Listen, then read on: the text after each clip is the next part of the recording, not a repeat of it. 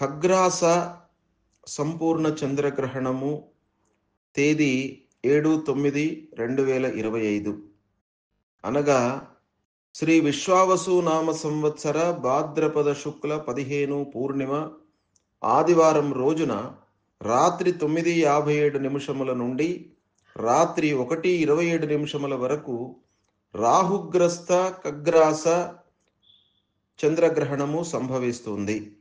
గ్రహణము సంభవిస్తున్నటువంటి సమయం లోపల ఆ సమయాన్ని బట్టి ఆ సమయంలో ఉన్నటువంటి నక్షత్రము, రాశి, గ్రాసము, పరిమాణము, మ్యాగ్నిట్యూడు వీటిని దృష్టిలో పెట్టుకొని ఆ గ్రహణము ఏ రంగులో సంభవిస్తుంది అనేటువంటి విషయం మనకు జ్యోతిష్ శాస్త్రంలో, ఖగోళ శాస్త్రంలో మనకు చెప్పబడి ఉంది. కనుక పింగళ వర్ణం లోపల ఈ గ్రహణం సంభవిస్తుంది. ఈ గ్రహణము సవ్యగ్రహణము, సవ్యము అపసవ్యము అనేటువంటివి రెండు మనకు ఉంటాయి. అంటే clock wise direction, anti clock wise direction అంటాం మనం పరిభాష లోపల. క్లాక్ వైజ్ డైరెక్షన్ అంటే ఇలా, ఇప్పుడు గడియారము ముళ్ళు ఎలానైతే మనకు తిరుగుతుందో దాన్ని మనం క్లాక్ వైజ్ సవ్య దిశ అంటాం. అయితే ఈ గ్రహణం కూడాను సవ్య దిశలో ప్రారంభమయ్యి అది ఎండ్ అవుతుంది అన్నమాట. ఇది సవ్య చంద్రగ్రహణము. అంటే రాహుగ్రస్త ఖగ్రాస పింగళ వర్ణంలో సంభవిస్తూ ఉన్నటువంటి సవ్య సంపూర్ణ చంద్రగ్రహణం ఇది. అయితే ఈ గ్రహణము ఏ నక్షత్రంలో వస్తుంది అనే విషయాన్ని మనం చూసినట్టయితే ఈ గ్రహణము పూర్వభాద్ర నక్షత్రం కుంభరాశిలో సంభవిస్తున్నది. ఈ సమయంలో అంటే 9:57 నుండి 1:27 వరకు ఈ గ్రహణం ఉంది. ఈ గ్రహణ సమయం లోపల 3 లగ్నాలు ఇన్వాల్వ్ అయి ఉన్నాయి.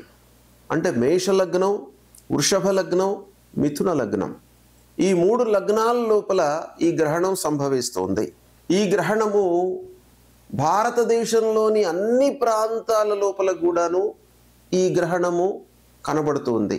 కాబట్టి భారతదేశంలో ఉన్నటువంటి ప్రజానీకం అందరూ కూడాను మన శాస్త్రం ప్రకారంగా ఏదైతే విధి విధానాలు చెప్పబడి ఉన్నాయో ఆ విధి విధానాలను అన్నింటినీ కూడాను మీరు ఆచరించాలి. అయితే ఈ గ్రహణ సమయం మళ్ళీ ఒక మారు మీకు వివరంగా చెప్తాను.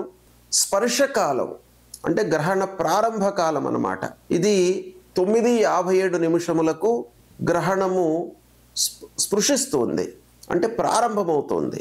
సమ్మేళన కాలం అంటే గ్రహణము ప్రారంభమయ్యి అంటే ప్రోగ్రెస్ అయిన తర్వాత మళ్ళీ అక్కడ నుండి మధ్యకాలానికి చేరుకొని మళ్ళీ గ్రహణము తగ్గుముఖం పడుతుంది. కాబట్టి ఈ ప్రోగ్రెస్ రేట్ ఎలా ఉంది, ఈ ప్రోగ్రెస్ ఏ సమయంలో జరుగుతుంది అనే విషయాన్ని చూసినట్టయితే 9:57 ప్రారంభమయ్యి 11 గంటలకు సమ్మేళన కాలం అంటే అక్కడికి చేరుకుంటుందన్నమాట. దాని తర్వాత మధ్యకాలం, గ్రహణ మధ్యకాలం 11:42, మళ్ళీ ఉన్మీలన కాలం రాత్రి 12:23, తర్వాత మోక్షకాలం రాత్రి 1:27. మోక్షకాలము అంటే గ్రహణ అంత్యకాలం అన్నమాట. గ్రహణము 1:27 పరిసమాప్తం అవుతుంది. ఇక గ్రహణము మొత్తము ఎంతసేపు ఉంటుంది, దీన్ని గ్రహణ పర్వకాలము అని అంటాం. ఆ గ్రహణ పర్వకాలము 3:30 ఉంది.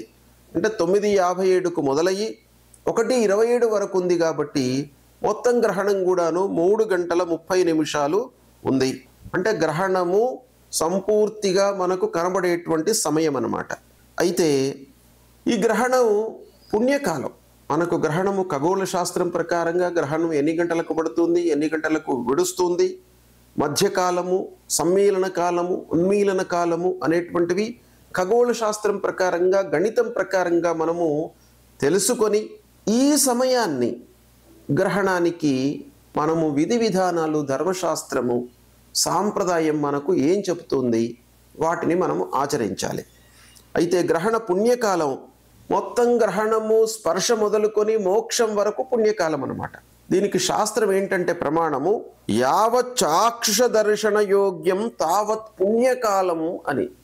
ఎంతవరకైతే మనకు గ్రహణము మన కళ్ళకు కనబడుతుందో ఆ సమయం మొత్తం కూడాను పుణ్యకాలం కింద మనం పరిగణిస్తాం. కనుక మొత్తము 3 గంటల 30 నిమిషాలు గ్రహణ పుణ్యకాలం. అయితే గ్రహణ పుణ్యకాలంతో పాటుగా గ్రహణ వేద అనేటువంటిది ఒకటి ఉంటుంది. గ్రహణ వేద అంటే ఏంటి? గ్రహణం ప్రారంభమయ్యే కంటే ముందు, ఇది సంపూర్ణ చంద్రగ్రహణం గనక 12 గంటల ముందు వేదకాలం ప్రారంభమవుతుంది. వేదకాలము అనంటే గ్రహణము సంభవిస్తున్నటువంటి సమయం లోపల మనకు గ్రహణం కంటే ముందే వాతావరణం లోపల మనకు అనూహ్యమైనటువంటి మార్పులు కనబడతాయి. దాన్నే వేదకాలం అంటాం. అయితే 7వ తారీఖు నాడు ఉదయం 9:57 నుండి వేద ప్రారంభమవుతుంది. రాత్రి 9:57కు గ్రహణం ప్రారంభమవుతుంది కనుక 12 గంటల ముందు అంటే 9:57కు వేద ప్రారంభమవుతుంది. ఈ గ్రహణము అంత్యం వరకు కూడాను ఈ వేదకాలం ఉంటుంది. కనుక భోజనాలు, ప్రత్యాబ్దికాలు, తిథి ప్రయుక్త ఆబ్దికాలు ఉంటాయి. అవన్నీ కూడాను 9:57 లోపల చేసుకోవడము చాలా మంచిది. అంటే ఆరోగ్యవంతులు భోజనము 9:57 లోపల ముగించుకోవడం మంచిది.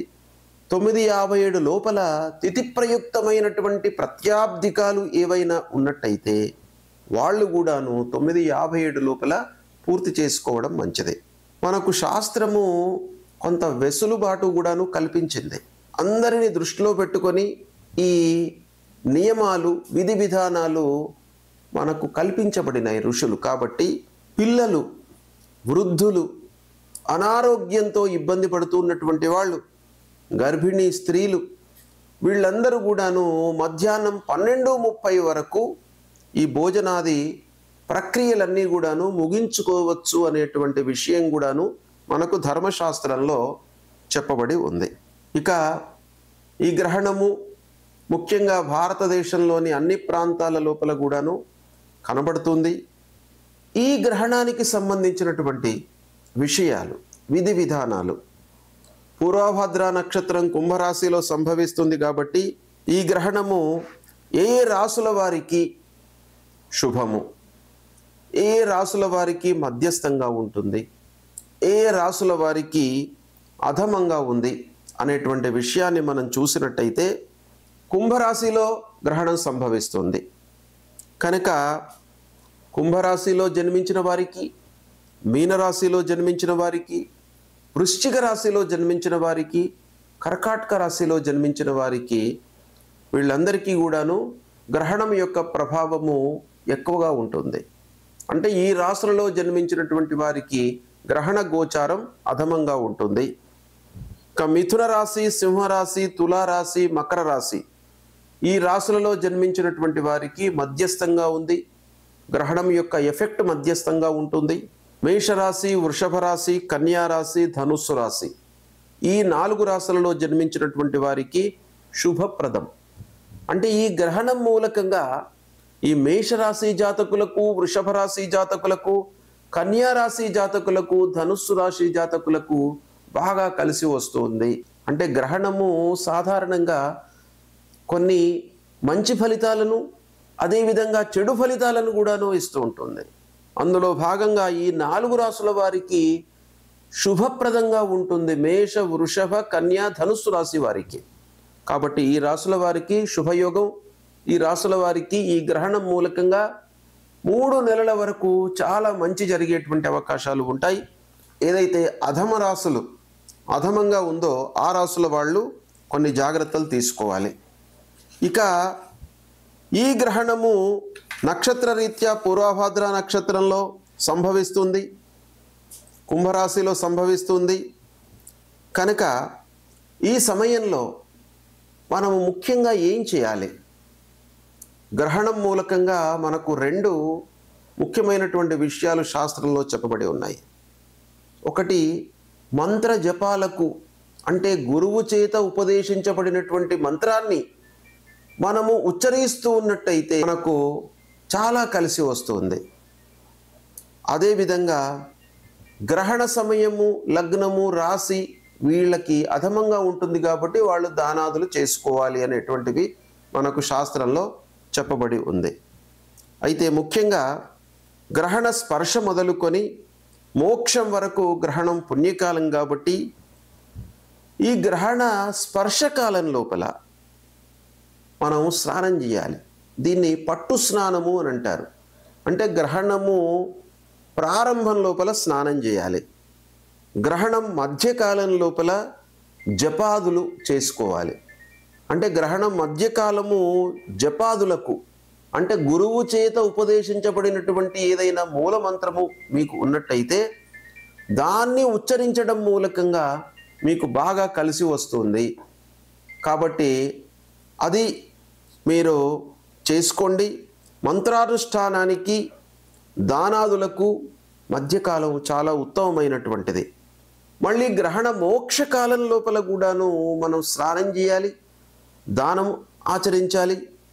ఈ విధంగా గ్రహణము, పట్టు స్నానము, మధ్యన జపాదులు, తర్వాత మళ్ళీ విడుపు స్నానము. గ్రహణము విడుస్తున్నటువంటి సమయం లోపల కూడాను మనం స్నానాదులు, దానాదులు ఆచరించాలి.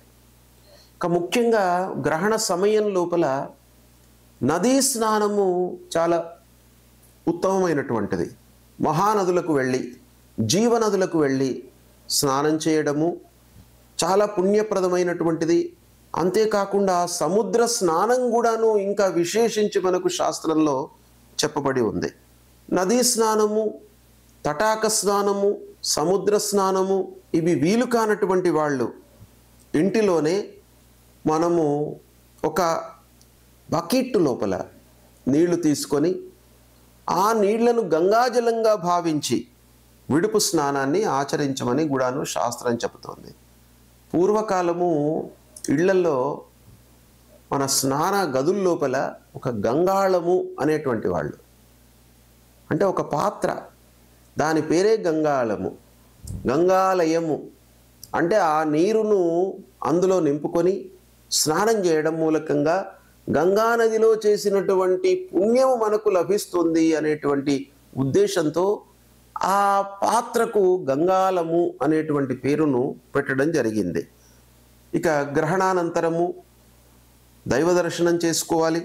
ముఖ్యంగా అందరూ దైవ దర్శనం చేసుకోవాలి. గ్రహణం అయిన తర్వాత గ్రహణ సమయం లోపల ఈ నేను చెప్పినటువంటి పట్టు స్నానము, విడుపు స్నానము, మధ్యన జపాదులు ఇవన్నీ కూడాను ఆచరించి గ్రహణానంతరం దైవ దర్శనం చేసుకోవాలి.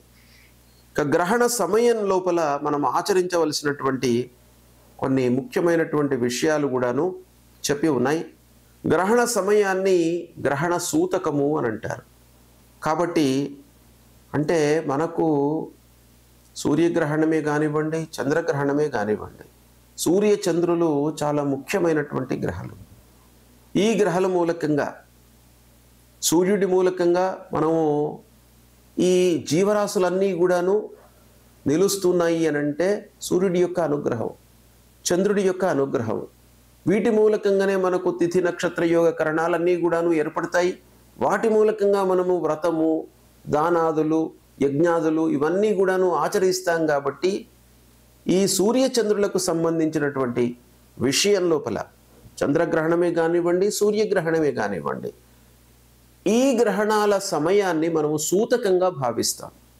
కాబట్టి ఈ సమయంలో అంటే గ్రహణ సమయంలో ముఖ్యంగా ఘన పదార్థాలు, ద్రవ పదార్థాలు తీసుకోకుండా ఉండడము అత్యుత్తమము.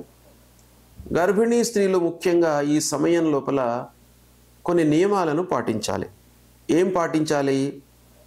వాళ్ళు ఆ గ్రహణ సమయం లోపల రాత్రి గ్రహణం పడుతుంది కాబట్టి ఇబ్బంది లేదు. 9:57కు ప్రారంభమవుతుంది, 1:27 వరకు ఉంది. ఆ సమయంలో పడుకొని భగవంతుణ్ణి ధ్యానం చేస్తూ ఉండడము చాలా మంచిది. తిరగడం మట్టుకు బయట తిరగడం కానీ, తర్వాత గ్రహణ సమయంలో మనకు వాతావరణంలో మార్పు వస్తుంది కనుక బయట తిరగకూడదు అనేటువంటి విషయం మనకు ముఖ్యంగా గర్భిణీ స్త్రీల విషయంలో శాస్త్రం చెప్పింది. ఆ ప్రభావము గర్భస్థ శిశువుపై ఉంటుంది అని మన ధర్మశాస్త్రము, మన ఆచార వ్యవహారాలన్నీ కూడాను ప్రగాఢంగా నమ్ముతున్నాయి. గ్రహణ సమయంలో భగవత్ ఆరాధన చేస్తూ ఉండడం చాలా ముఖ్యం. గ్రహణ సమయంలో ముఖ్యంగా గర్భిణీ స్త్రీలు వస్తువులను కత్తిరించకుండా ఉండడం, కూరగాయలను కట్ చేయకుండా ఉండడము, బట్టలు కుట్టకుండా ఉండడము, ఇవి గర్భిణీ స్త్రీలు ఆచరించవలసినటువంటి నియమాలు. ఇక గ్రహణ సమయంలో చేయకూడనటువంటి పనులు మనకు ముఖ్యంగా శాస్త్రంలో చెప్పబడి ఉన్నాయి. నీళ్లు తాగకపోవడము, మలమూత్ర విసర్జన కూడాను నిషిద్ధమనేటువంటిది ఉంది. ఇవన్నీ కూడాను ఆరోగ్యవంతులు పాటించవలసినటువంటి విషయం. అనారోగ్యంతో ఉన్నటువంటి వాళ్ళు, పిల్లలు, వృద్ధులు, గర్భిణీ స్త్రీల విషయంలో కొంత రిలాక్సేషన్ ఉంది. శాస్త్రం కూడాను వాళ్ళని దృష్టిలో పెట్టుకొని చెప్పింది కనుక గ్రహణ వేద ప్రారంభమైన తర్వాత ఏమైనా ఇంటిలో ఆల్రెడీ వంట చేసినటువంటి వస్తువులు, రాత్రి 9:57 కాబట్టి అప్పటికే భోజన కార్యక్రమాలన్నీ కూడాను పూర్తి చేసుకుంటారు కనుక వంట మిగిలిపోయి ఉండడానికి ఆస్కారం తక్కువగా ఉంటుంది. అయినా కూడాను కొన్ని పచ్చళ్ళు, తర్వాత భగవంతుడు విషయం లోపల ఆ వంటలు కానివ్వండి, వస్తువులపైన దర్భలను వేసి గ్రహణానంతరము ప్రోక్షణ చేసి మళ్ళీ వాటిని వాడుకోవడము, ఆ విగ్రహాలకు అభిషేకం చేయడము, ఇవి గ్రహణానంతరం చేయవలసినటువంటి కర్తవ్యం. ఇక ముఖ్యమైనటువంటిది గ్రహణ సమయంలో మనం ఏం చేయాలి అనంటే, పూర్వాభాద్ర నక్షత్రం కుంభరాశిలో జన్మించినటువంటి వాళ్ళు, కర్కాటక, వృశ్చిక, తుల, మకర రాశులలో జన్మించినటువంటి వాళ్ళు, మేషలగ్నం, వృషభ లగ్నం, మిథున లగ్నంలో జన్మించినటువంటి వాళ్ళు, వీళ్ళందరూ కూడాను చంద్రుడు, రాహువు బింబాలను, అంటే వెండితో చేసినటువంటి బింబాలను ఒక నెయ్యితో నింపినటువంటి పాత్రలో ఉంచి, కంచు పాత్రనే కానివ్వండి, తామ్ర పాత్రనే కానివ్వండి, రాగి కానివ్వండి, ఇత్తడి కానివ్వండి, కంచు కానివ్వండి, వెండిది కానివ్వండి, మీ శక్త్యానుసారం అందులో ఆవు నెయ్యి పోసి ఈ బింబాలను అందులో ఉంచి ధ్యానం చేసి తిల వస్త్ర దక్షిణాల యుక్తంగా బ్రాహ్మణుడికి లేదా గుళ్ళో ఉన్నటువంటి వాళ్లకు ఎవరికైనా కూడాను మీరు దానం ఇవ్వాలి. దానం ఇస్తున్నటువంటి సమయం లోపల ఈ శ్లోకాలను చదివి ధ్యానం చేసి ఇవ్వండి. ఏంటంటే, తమోమయ మహాభీమ సోమసూర్య విమర్దన హేమతార ప్రదానేన మమ శాంతి ప్రదోభవ విదుంతుద నమస్తుభ్యం సింహికా నందనాచ్యుత దానేనానేన నాగస్య రక్షమాం వేదజాద్ భయాత్ అను ఈ 2 మంత్రాలను, ఈ శ్లోకాలను ఉచ్చరించి దానం ఇవ్వండి.